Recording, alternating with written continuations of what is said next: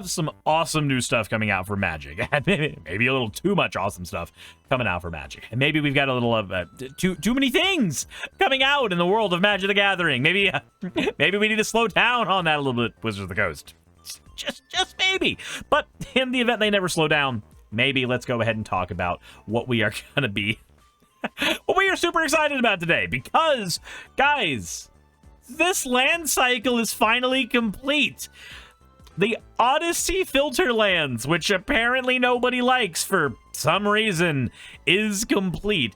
The Sky Cloud Expanse, Sungrass Prairie, Mossfire Valley, Shadowblade Ridge, and Dark Water Catacombs that you have seen in basically every precon that you've ever bought, these are getting reprints. Now, I am ridiculously excited about this because of what this means to me. At least if I were a betting guy and thinking about what Wizards of the Coast would be doing with this, I would be, well, let's go ahead and talk about it. So, these are lands that are basically only used in Commander, right? And most people seem to only use them in budget builds. But with the Fallout decks coming out, we get Ferris Lake, Desolate Mire, Overflowing Basin, Sunscorched Divide, and Viridescent Blog. Bog. I keep saying blog. Pachuca Blog, Viridescent Blog. But these cards are in the new Fallout precons, and they are somewhat expensive right now, but if Wizards does what they do with the other Odyssey filters, then we will likely see that these are going to be printed into the dirt, and we are going to have access to these for budget builds going forward, and I could not be more excited about that. If you've ever built a mana base and you've looked at what is available in your mana base, then you've noticed a couple of things. You've noticed that there's a lot of mana bases that are actually incomplete. There's mana cycles that are incomplete. And with these new lands coming out, maybe we will have the beginning of those other land cycles being completed. So, first of all, I want to talk about these things as a defense for these lands, and I know people don't seem to like them, but I highly disagree. And then we'll talk about the incomplete land cycles that I hope this signals that we are going to get more of. First of all, let me introduce you to these things. Have you ran these things in a deck, like, ever? These are the signets. You know, Azorius Signet, Boros, Dimir, Golgari, Rakdos, Orzhov, Izzet, Gruul, Selesnya, and Simic Signet. You probably didn't run these two or the Gruul Signet in a deck if you're decent at deck building, because, you know, if you're in green, you could just play a Rampant Growth, and that would be just fine. But these wonderful, absolutely amazing cards, these signets, do a lot of work in ramping our decks up. And I've never heard anybody complain too terribly much about them. And yet, somehow, people complain about the filter lands from Odyssey when they are doing the exact same thing.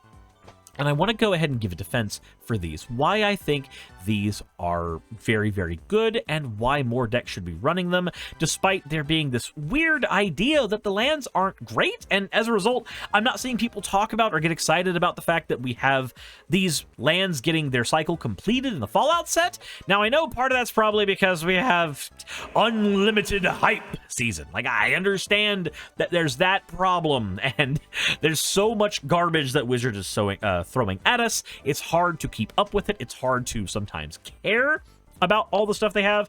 But for me, the reason I like these lands, and I'm happy that we are getting these extra ones, these new ones that are going to give us even more access to these, is because I like utility lands. I really like utility lands in decks. And these lands patch up the utility land problem. Now, when I say utility land, I'm talking about cards like these guys. These colorless dudes that give you extra stuff for your deck and tend to make it harder for you to hit your mana pips.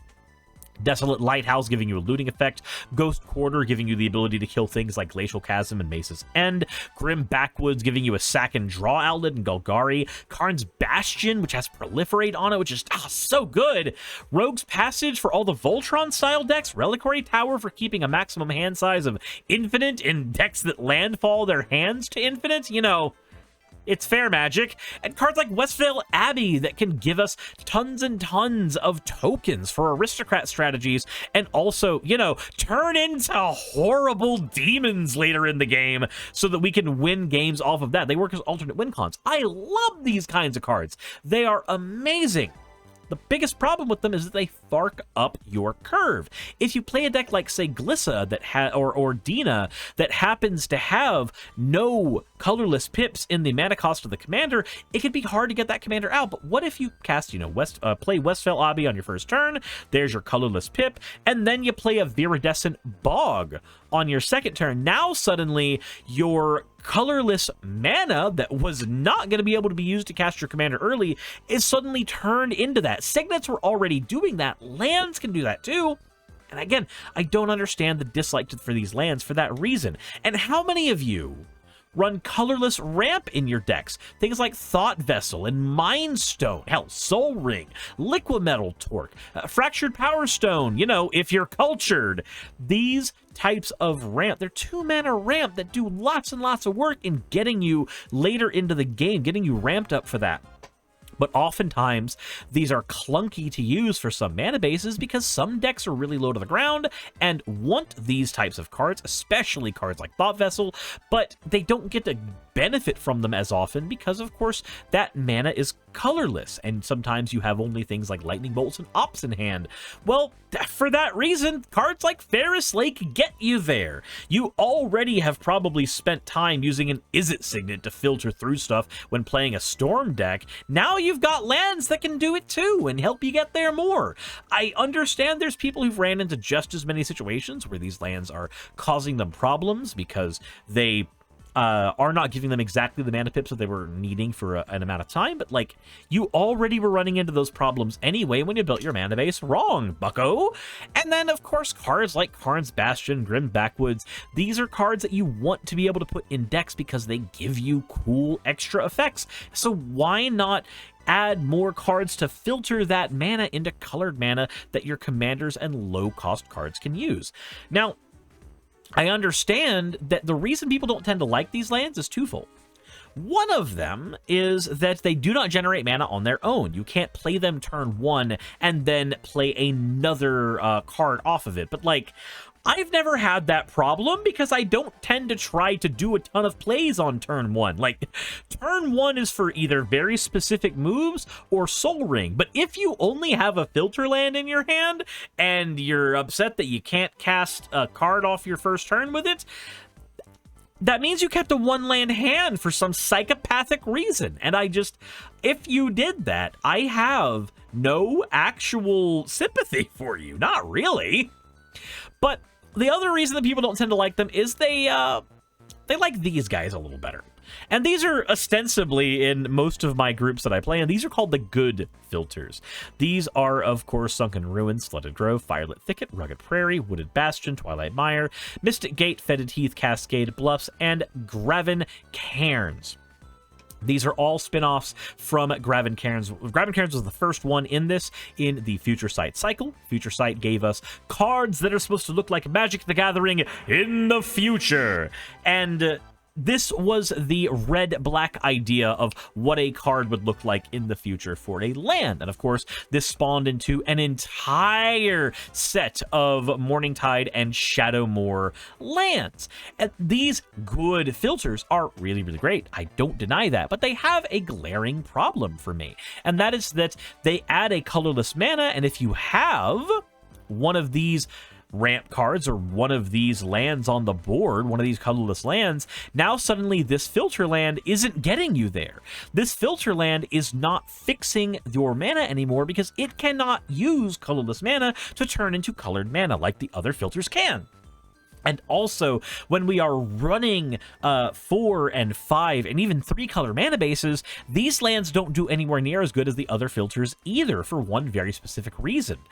If you are running, say, a Naya deck and you have a Rugged Prairie in hand and a red mana, or a green mana, that doesn't mean you have all your colors. It doesn't, because you can't turn that green mana into red or white mana with Rugged Prairie. It requires either a red or white mana to begin with to filter that mana into the colors that it wants to be. You know what doesn't have that problem, though? Mossfire Valley and Sungrass Prairie. These cards don't have that problem. If you have the new Sunscorched Divide and a green mana in your hand, it doesn't matter if the next land you top deck is another forest. You have access to Dia colors. You have access to all of them now, regardless of the situation. These filters patch up a lot of problems in decks that these filters, as good as they are, do not patch up. These filters solve a different problem. These help you with decks like, say, Glissa, that have very, very restrictive mana costs on cards, or double and triple pips. These lands solve that problem, but to pretend that these lands are strictly better than the other filters, I think is a very short-sighted opinion. I think they are absolutely wonderful, both of them. But I don't think one is necessarily better than the other. They both serve different jobs. So maybe we should stop, shitting on those other lands because they come in all the precons and start accepting that they're actually really, really good lands. These other filters, these Odyssey filters, are very good at their job. And I think that if you do not do well with these filters, then your mana base is probably a little wonky to begin with, and you're not using these cards correctly. Don't keep a one-land hand with a Mossfire Valley and then get upset. You shouldn't have been keeping a one-land hand in the first place. Again, psychopathic behavior. But that is my defense of these. These solve a different problem than the, quote, good filters do, and I'm super excited about these coming out in Fallout. But I have to go ahead and say, this means that we might get some other cycles of cards that Wizards has been putting in precons more often reprinted. In the most recent Murders at Karlov Manor precons, the bicycle lands have made their way into most of the decks. Canyon Slough, Fetid Pools, Irrigated Farmland, Scattered Groves, and Sheltered Thicket. Now, these lands are fantastic. While they come into play tapped, which is not a benefit at all, this is not a thing you want a land to do, but while they come into play tapped, they do have a secondary benefit, two of them. One, they are searchable. You can get a Sheltered Thicket with any type of fetch land, and you can get it with cards like Wood Elves, you can get it with Nature's Lore, Farseek, cards like Irrigated Farmland and Scattered Groves can be grabbed with Knight of the White Orchid and Core Cartographer. These lands are wonderful, and they are an incomplete cycle. There are only 5 of them. I would love if Wizards would print more of these, because these are wonderful fetching targets, and we need to have more of them. But that leads us to the next ones, Horizon Lands. Did you know that there's only 6 Horizon Lands? Which is a really weird, a really strange amount to have. Instead of a 5 mana or 5 land base where it's missing, 5 cards on the other side. Usually we have like all allied lands or all enemy lands. But no, in the case of the Horizon Lands, we just have this weird hodgepodge of an ally land and then a bunch of enemy colored lands. So let's go ahead and talk about these guys. These are basically pain lands that can sacrifice themselves later in the game to draw a card. Now, some people don't tend to like these ones as much in Commander because you have to pay a life for them all the time, unlike true pain lands, which can tap for colorless later in the game. I don't think the 1 life is that important with these, especially if you're playing a deck that can mitigate that. Like, if you're really worried about the 1 life you're losing from Waterlogged Cave, put a Pristine Talisman in your mana ramp slot so that you can gain life with a Mana Rock. Like, if the 1 life paying for these is that important to you, then put 1 life gain somewhere else in your deck to offset it. That's just deck building 101. If there is a negative effect that one part of your deck generates that you need to offset, then add the offset somewhere in your deck, and specifically add that offset in an area that you were adding it in anyways. Oh, your deck doesn't have a good way of dealing with graveyards? Add an Honored Heirloom or a Bajuka Bog. You were already putting ramp cards or lands in your deck in the first place. Make one of those ramp cards or lands do double duty. I think the same can be said for cards like Pristine Talisman, fixing the one problem people seem to have with these lands. Otherwise, it's great to be able to go late game and say, hey, I'm out of cards right now. I'm just going to sack this land and draw a card. I would love to see this cycle fully completed and put in more precons like they seem to be doing lately. Speaking of lands that are put in every precon ever, like literally every precon ever, the Tango lands. These guys, these 5 lands are put in more precons than anything, and people seem to not like them either because they're ran in everything. But they are searchable lands that come into play untapped. What's not to like?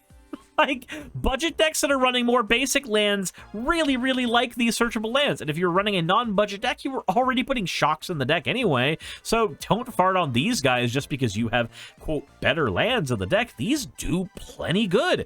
These are all searchable, and I run these in plenty of budget builds because they help a ton, especially when you're running a deck that can reuse cards like Core Cartographer, and you don't want to just grab up basic planes from your deck over and over again. After you've grabbed the Hollowed Fountain, then you can grab cards like the Prairie Stream or the new Surveil lands, and then you start going to your Bicycle lands, and then you go to your Kaldheim Snows and your Dominaria Duels.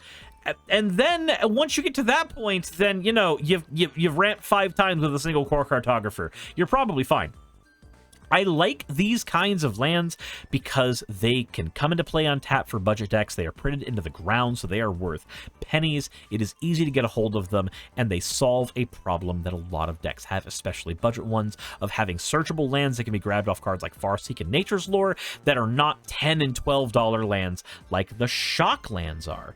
But that's not the only cycle that I want Wizards to complete. I have one more that I want them to complete that is near and dear to my heart.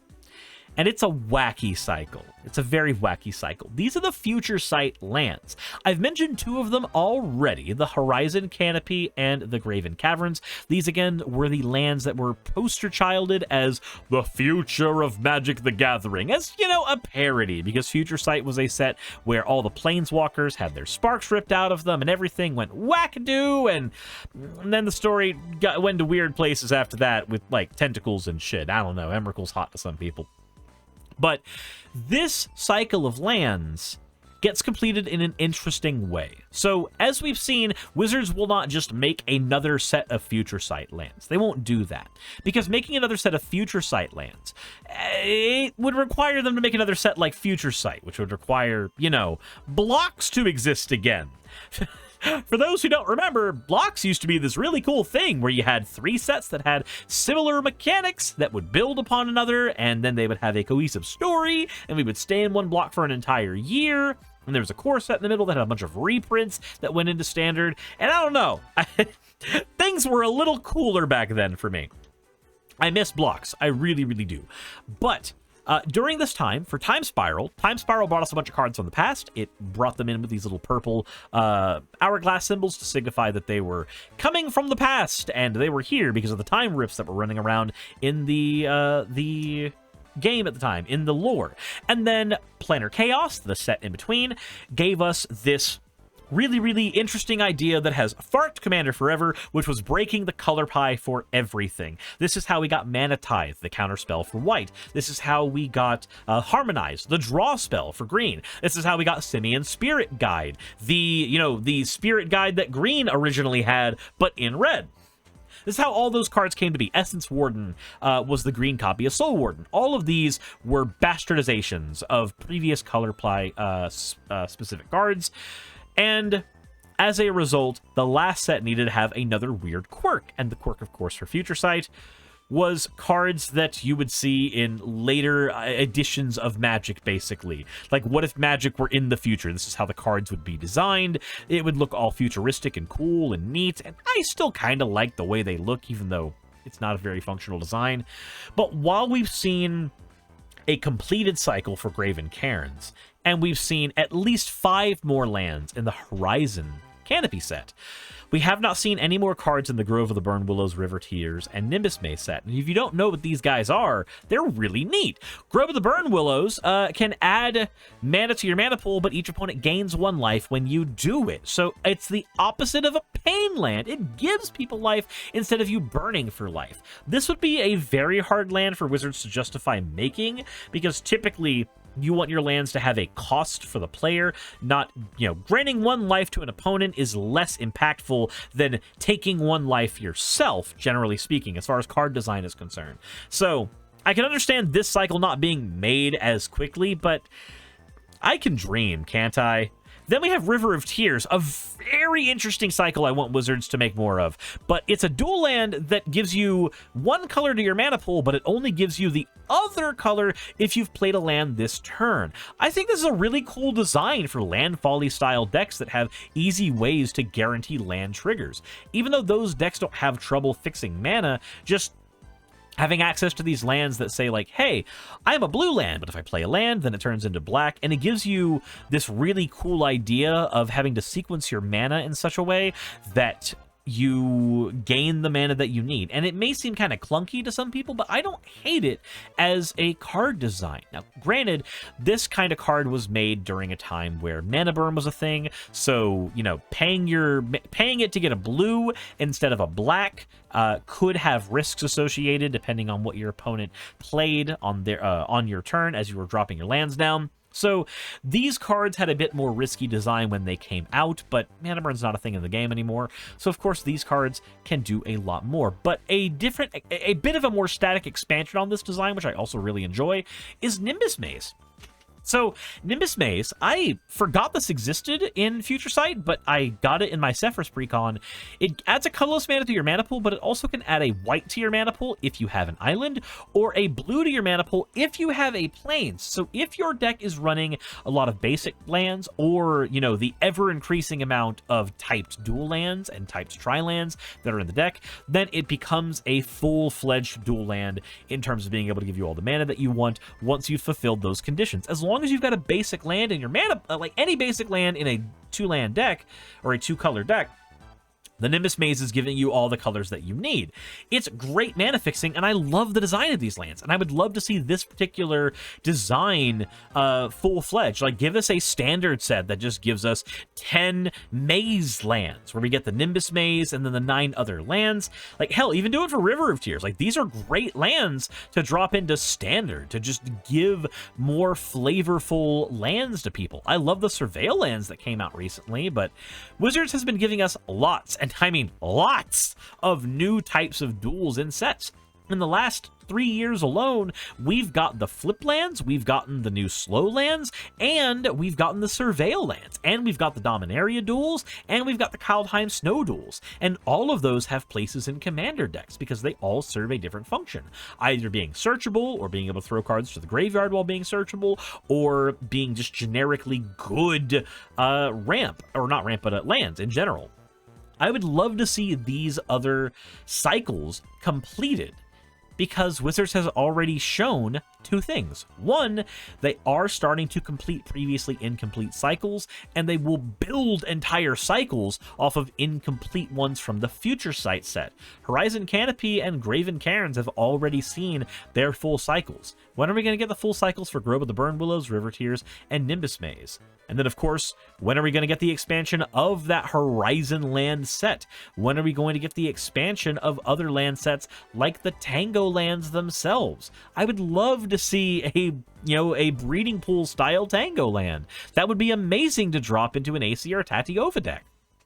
But with that all said, that is both my defense for the new filters from the Fallout set that I am super excited for, because I love when we get new pieces that are probably going to be budget to build better and more efficient mana bases out of. And that is also my hopes and dreams for more mana just getting brought into Magic. The lands are some of the best cards in Magic. They are some of the best parts of the game, and I truly, truly enjoy that. Unlike something like Hearthstone, as much as I did enjoy that, we have a unique way of generating resources in Magic.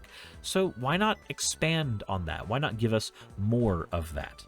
But that said, let me know what you think in the comment section below. Hopefully you have ideas of different lands that you want to be brought in Magic the Gathering. Let me know what thoughts you have down there. And as always, everybody, thank you all for watching, and I hope you have a wonderful day.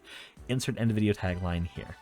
Hey, I just quickly want to give a thank you to all of my wonderful patrons who keep this show running. YouTube and Twitch are a pretty bumpy ride at the best of times, and the stability that Patreon provides me is worth more than I can say here. also like to thank each and every one of my $20 and up patrons here. And they would be Red Joker, Britzkrieg, Cameron, Dren, Jemshin, Smiling DM, Poundini, Nabbity Babbity, Naomi, Isaac, Agamotto, Jordan, Ravi, Giuni, Kiratorian, Prisma, all of you, Sagitt, I'm not saying that part, and Starlight. And finally, thank you to everyone else that helps keep this channel alive. While you're here, why not check out another video? And thank you for watching.